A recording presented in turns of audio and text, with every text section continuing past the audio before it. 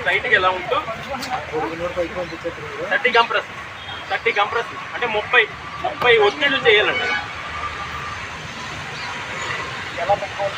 ఇదిగోండి ఈ పార్ట్ ఇలా వేయాలండి.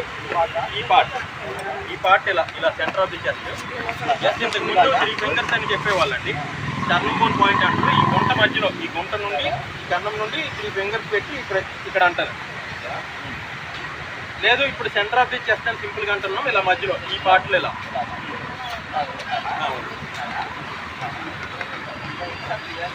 ఇలా క్లోజ్ చేయాలండి. అలా మీరు స్ట్రైట్గా ఉంటే సెట్ అవుతుంది. ఇలా ఎప్పుడు పర్సన్కి ఇటువైపు కానీ అటువైపు కానీ ఇలాగా అలా 30 కంప్రెస్.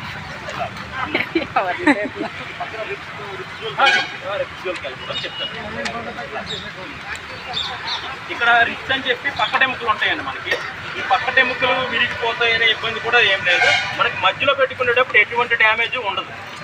మనకి మైకేల్ జాక్సన్ అని చెప్పి మీరు వినే ఉంటారు, డ్యాన్సర్ పోయారు.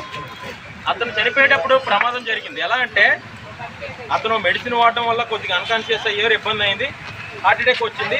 సిపిఆర్ చేసేటప్పుడు